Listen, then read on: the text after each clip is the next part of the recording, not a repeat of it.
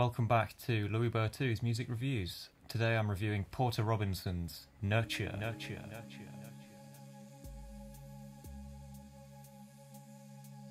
Let me just say right off the bat that if this is Nurture cup of tea, I do have plenty of other reviews which cover classic albums as well as more recent ones, so I'm sure there's something for everyone. Back to the review though. US DJ and electronic musician Porter Robinson comes through with what appears to be his second release under the Porter Robinson name.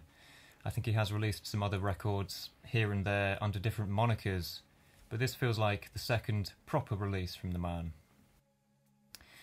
On this record he collaborates with a host of different songwriters whose names I did not recognise, but who all clearly know their shit, given how well written this album is. Funny story, me going into this record semi-blind, sort of only knowing what to expect based on the genre descriptors. I sort of had my predictions on where the sound of this record was going to go. I expected sort of quite a floaty electronic album that was going to be, you know, quite tame and digestible. And that was somewhat validated by the first song, Lifelike, which had kind of it definitely had a Folktronica kind of sound that reminded me of Fortet a little bit. But when that second track came on, I was totally surprised when that huge kind of pop sound came in. I was like, oh, okay, is that where we're going with this record?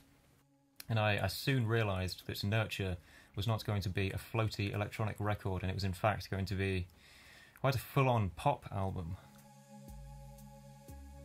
Yeah, Nurture has this hyper, bombastic sound that reminds me of an album like From Here We Go Sublime by The Field. But then there's also these nice folky elements as well, Folktronica elements that heavily give me Fortet vibes, of course, the king of Folktronica. However, most of the tracks here are just straight up pop bangers, really, and it almost feels like those two genres I mentioned before don't really apply at all, and in fact you could potentially put these songs on in the club and they wouldn't really go amiss. It's a quality mix of genres that I perhaps don't listen to all the time, but whom I still have a soft spot for. Track 3, Get Your Wish, is one of the best songs I think I've heard all year. Something about the combination of that great little percussion sample mixed with the jazzy Latin-inspired piano chords creates one of the strongest sound images I think on the record. It's also cute as hell, and when contrasted against the planetary hugeness of the chorus, works very well indeed. Another song that I enjoy is Do Re Mi, which has this incredibly clever hook which just batters me over the head with its simplicity and accuracy. Do re mi fa sol la ti do. There's too much I want to say, so do re mi fa sol la ti do. Obviously it sounds better when he's singing it, but you get the idea. This is definitely one of the more folky sounding tracks, and it doesn't have such a strong 4/4 kind of 4 to the floor pulse to it that a track like Look at the Sky does. Sorry, I had to just think there what the song was called. And yeah, all the instruments seem to be dancing around the beat rather than just hammering it. And I think, yeah, it's a nice contrast. A couple of moments I enjoy later on in the record. Firstly, there's the second half of the song Dull Scythe. Just so you know, Dull Scythe is all in lowercase. That might not have been translated in my video review there. Yeah, I love that chord progression that just goes between two chords. It's a loop, just a loop of two chords, and it almost sounds like breathing, which is quite interesting. But then you can hear the little cut after each one of the loops, and it makes that breathing sound laboured. I don't know, it's just the vibes that I got from this one. It's a good song. Then Mirror is great as well. I really like the moment around, I've written it down here, 3:43, when the chorus gets stripped back to just one single synth.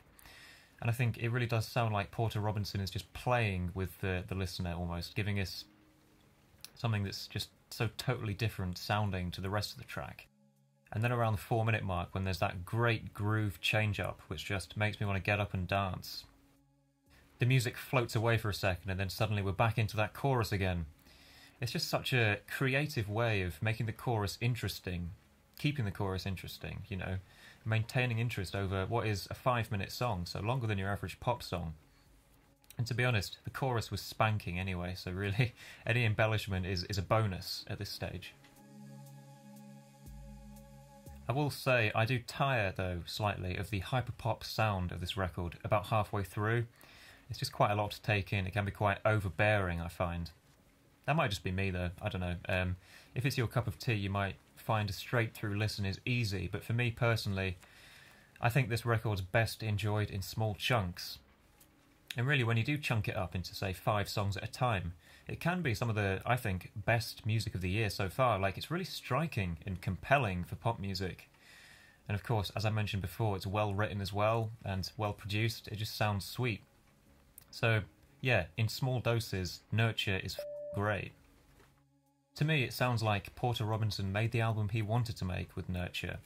And it has a personal quality to it, I think.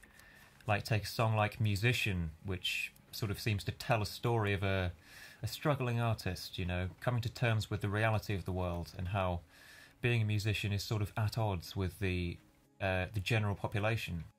That, as well as a song like Mother, just seem to have quite an autobiographical tone to them and seem to hit quite close to home for the artist.